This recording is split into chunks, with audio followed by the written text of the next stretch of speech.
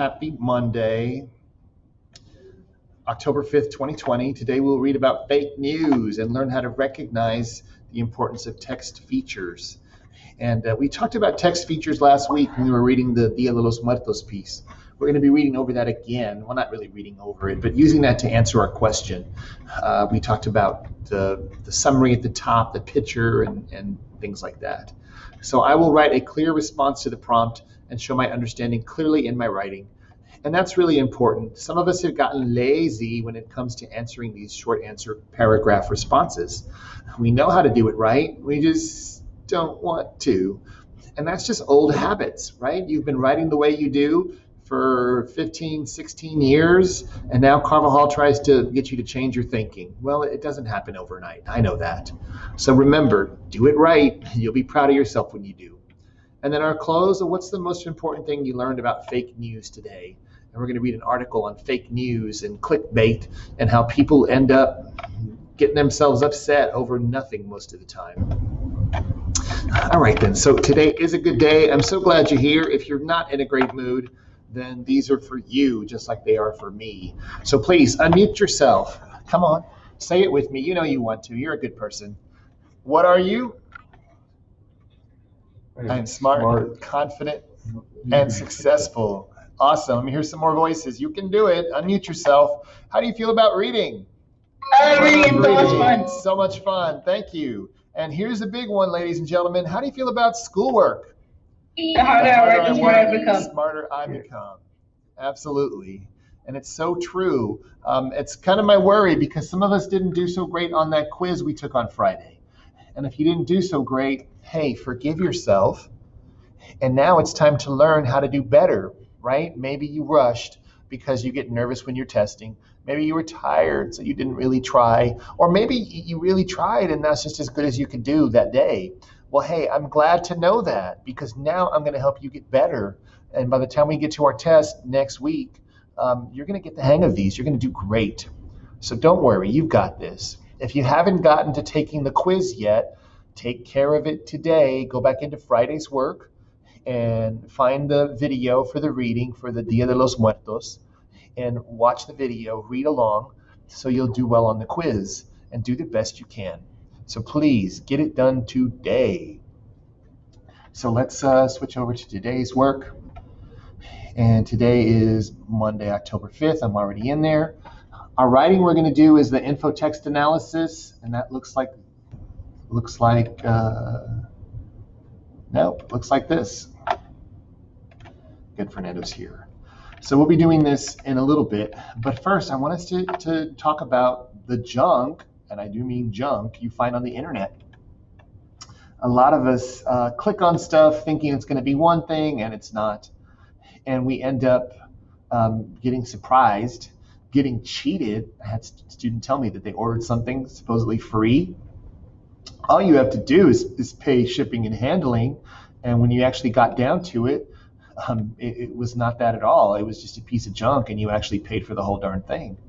So let's look at clickbait. You can just watch it on the screen with me because we're going to go over the whole thing together. And these images that I found is from Snopes.com. It's one of my favorite websites. So if you see something crazy on the internet that doesn't seem real, you can go to Snopes and they check into it and they find out the real truth. So these are different articles that have been online that they've looked into and they'll tell you whether they're true or they're made up or maybe partially true.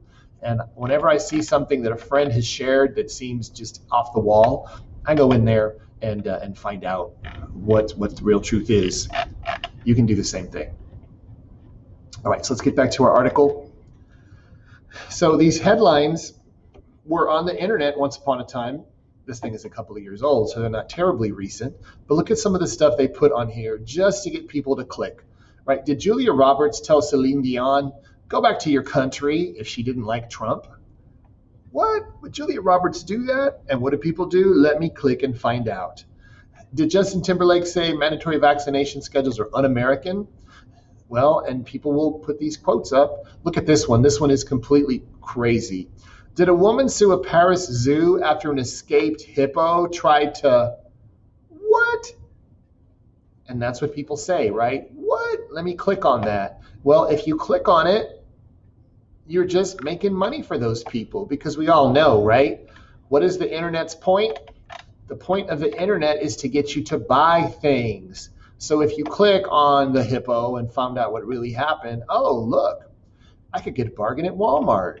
Oh, I could get a bargain on insurance. I could use a new laptop. God, this one's almost $150 off. Let me look at that new laptop.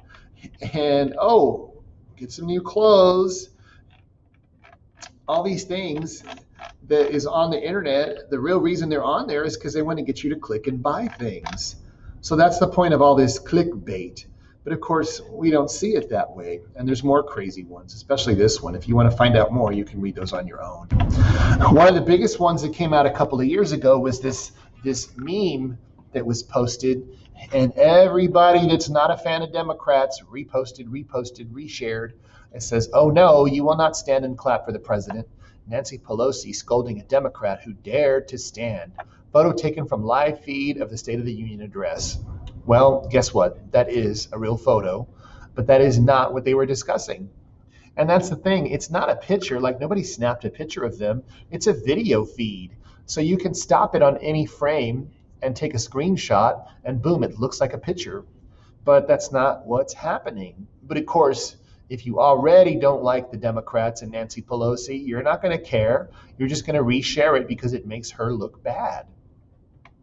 So let's see what this has to say here. It says, Republican lawmakers appeared eager to show their support for President Trump during his first State of the Union address, as he repeatedly met his remarks with bouts of applause and standing ovations. Democrats, on the other hand, were subdued. Their lack of enthusiasm inspired a 4chan user to post a meme purportedly showing House Minority Leader Nancy Pelosi scolding a fellow Democrat who dared to stand in support of President Trump. While the images are authentic, they don't show Pelosi scolding anyone. The moment can be glimpsed at the 8:40 mark of the following video. And I can't find the video anymore. It's pretty annoying. But it shows Pelosi talking. They're talking back and forth. They're having a conversation just after Trump had arrived before he started speaking. As can be seen in the video, the two women are speaking amicably. They're just having a conversation with Sanchez nodding comfortably at Pelosi. No one in the immediate vicinity is clapping at the time. The caption for the meme was purely speculative. This guy just made it up, not based on first-hand information, and it was just an attempt to discredit Pelosi. Also, the images themselves are misleading. For instance, the second image in this graphic appears to show Sanchez rolling her eyes at Pelosi. However, video of the incident tells a different story. Sanchez merely glanced to her side, and once again, you can pause the video on any frame. So when she looks to the side, they pause the video, they take a screenshot, and now it looks like she's rolling her eyes at Pelosi. So it's something to think about. The main article we're going to read is by Sander van der Linden, PhD. Right? He's got some good ethos. Oh, he knows what he's talking about. We'll believe him. And his article or blog post is How to Spot Fake News. Can you tell the difference between fake and real news from November 12th, 2017? If you're not paying attention, refocus. Suffer if you have to. Put your phone aside. You're a good person. Do what's right. Thank you. How confident are you in your ability to reliably spot fake news? Although most Americans report to be fairly confident, several studies show that the majority of us aren't able to accurately distinguish fake from real news. As the Cambridge professor who cooked up a fake news vaccine, right, he's talking about himself, which doesn't require a needle, by the way, I've been giving many talks on fake news and the spread of misinformation. As any good psychologist, I realize that while I have the room, why not run a little experiment myself? I now frequently start my talks by testing how well the audience can spot fake news. Although there's some natural variation, the results often concern me. And this includes talks I give to fellow scientists. So people have a hard time figuring out what's real and what's fake. Even educated people like scientists, right? Discerning fake from real news is difficult for anyone, and I don't believe there is a magic recipe, nor a vaccine for that matter. But that doesn't mean we shouldn't try. I often get emails asking about tips, and I have worked with The Economist and RAI, among others, to offer some guidelines. But I wanted to respond by summarizing in one post what I hope are some useful post-truths, rules of thumb for everyone. And of course, number one, if it sounds too ridiculous to be true, it probably is. Don't fall for clickbait. Headlines are often designed specifically to make you want to click on them. Do you just have to scratch that itch and click to find out? Don't. I recently did an interview with a journalist who admits to literally cooking up the most ridiculous and hyperbolic headlines to reel in clicks. Right? Hyperbolic, like hyperbole. It's very much exaggerated. Ignoring clickbait will not only make this whole enterprise less profitable, but it will also slow the transmission of viral fake content. If you must click on it, read beyond the headlines and investigate the article critically. Number two, be aware of politically framed content. Check your biases, right? Do you automatically not like the Democrats or not like the Republicans? Does it take you less than 2 seconds to vehemently agree or disagree with an article or headline? Then it's probably framed to increase polarization, right? To make you feel like you like or dislike a group. Psychological framing sets the stage for how we process information. A particularly political frame can bias us from the outset. Crime rate highest among immigrants, right? If you already are not a fan of immigration, of course you're going to click on that and find more that you want to hear. Much research shows that we selectively attend and process information that we agree with more fluently than information we disagree with. This is also known as confirmation or my side bias. If you find yourself strongly agreeing or disagreeing with an article within seconds, its purpose is probably to get under your skin, right? Make you angry and fuel conflict between different groups in society. 3, facts go viral less often than falsehoods. Virality is not always a good indicator of what's important. One recent report put it, lies often spread faster and farther than the truth. Viral content that gets shared over and over again is frequently based on things other than factual accuracy.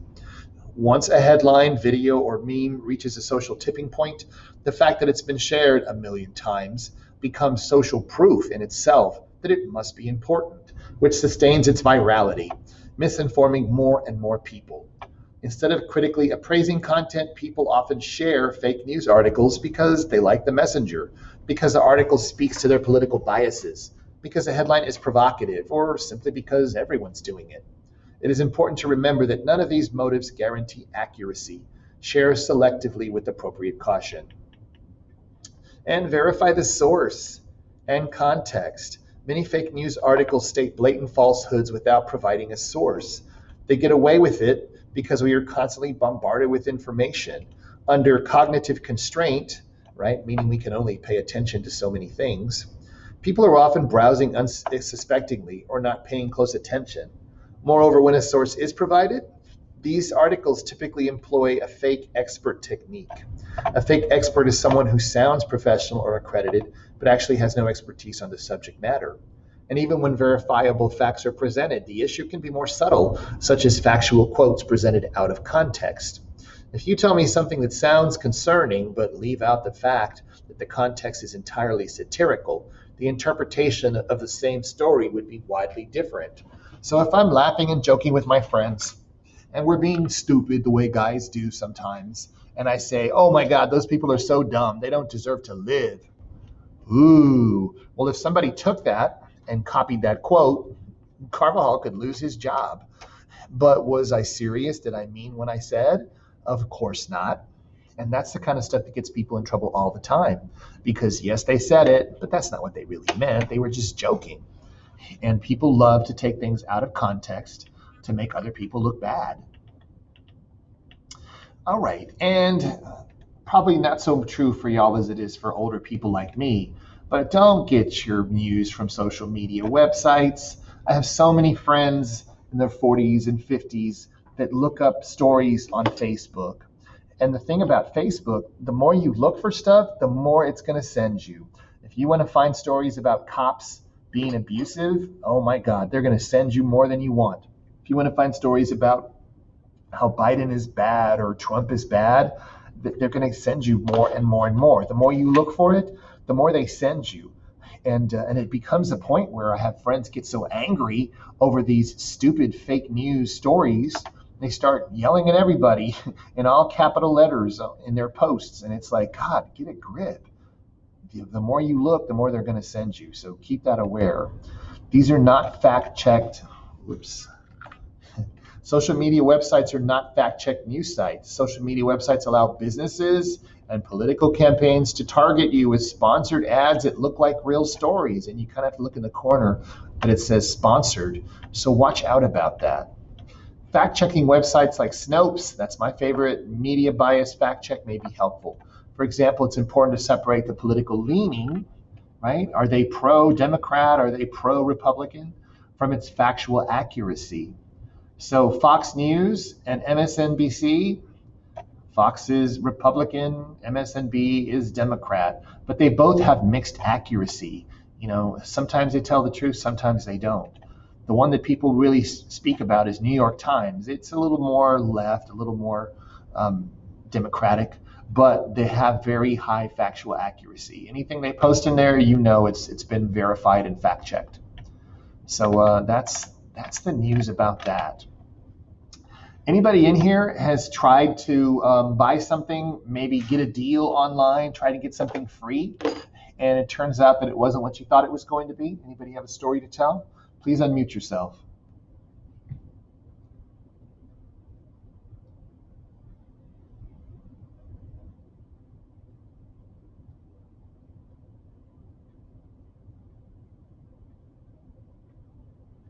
Well, if nobody does, that's a good thing, because a lot of times you click on these things. I had a student in an earlier class that said, oh, well, I got an offer to get a free PS3. All I had to do is fill out a short survey. And in that survey, they ask you for your name and your address and your email, and they get more and more of your personal information so that they can send you more and more junk. And by the time it got to the end, it kind of just died out on him. He didn't get what he was supposed to get. So that happened to him. And of course, they target ads at you. How many times, I don't know if it's happened to y'all, my wife and I are talking about painting the kitchen, and up pops an ad on Google for paint at the Home Depot. And it's like, God, they're listening, and they're trying to get you to spend your money. So you got to watch out for these sort of things. Okay, any questions about any of that? Okay, so let's get to the second part of what we're doing today. If you go back into Schoology, and we're going to answer this info text analysis, talking about the different types of informational text. To find it, remember we worked on this on Friday, so you have to get out of this week and open up last week's work, week of 9/28, Friday's work. And here's the quiz I was talking about. Once again, be sure that you actually watch the video before you try and take the quiz. I've had students also tell me, hey, Mr. Caldwell, the video doesn't work. It pops up like this. Well, if the video doesn't open, click on the words. If this happens to you, just click here and ta-da. Okay, so happy Friday. There's Mr. Carvajal in all his glory. So once again, watch the video, take the quiz, and get a good grade on it if you can. Even if you don't do great, you're still going to get an okay grade. So be sure you take care of it. Anyway, let's go back to Friday's work. Open up the Dia de los Muertos informational text Q&A. Have that ready for our work to do. And here's the work that we're doing. This is a graded assignment. And we're talking about text features. We talked about this last week. It's all the components of the story that are not the main body of the text. So for larger things, you might have a table of contents or an index. For this one, we definitely have a glossary, the heading, the bolded words, the sidebars, pictures and captions, and label diagram. So here's the question we're going to be answering. How do these informational text features help the reader understand this article? Provide evidence from the text to support your answer. So all you have to do is, of course, answer this question. And like I mentioned earlier, be sure and use the key words in your answer. So if you're not sure how to start, well, what are the key words? It's pretty much these, right? So you can say the informational text features help the reader understand the article by what? What do you think? What are they doing? Just like the other questions we've answered, it's your opinion. Do you think they're making it easier to read, easier to understand, easier to imagine, or something else? You put what you think. But once again, use the text keywords, answer the question, explain what's going on, and then put your quote and explain the quote. And write a full paragraph so you can get a good grade on this. Let's look over at the article. So here's like the bolded text that they were talking about, the summary at the beginning. That's one of the text features you could use as your example. The picture itself, if you want to use the picture, hey, just copy the picture and paste it in, and you can use that as your quote. You don't have to actually quote words. The other text feature that this has is the glossary, right? And like I've said before, as you're reading and you see something like this, let me break it up. Oh, number 2, Kempa Suchiles, or blah. What the heck's that? Well, of course, you can look down there and see, oh, it's a table used for religious ritual. If it really stops you and you got to know, well, then definitely go down and read it. But normally I would say just read the story, say blah, and if you need to answer for a question, well, then definitely go back and look. Okay, so once again, you can use glossary as your example, the picture as your example, or the little setup summary that helps you imagine what you're going to be reading. Those could be your choices to use for your quote. Type your answer here, and if you have any questions, let me know. What time is it? We got plenty of time. So give me a good quality answer, and then when you're done, you can go back in and answer our discussion question. What's our discussion question, Mr. Carbajal? Oh, wow, thanks for asking. Let's see here. What is the most important thing you learned about fake news today? So go ahead and put in your answer to that, and then we are done for the day. Any questions? All right, then, come on, let's get to work. You're a good person. You're smart, confident, and successful. And if you need anything from me, just let me know.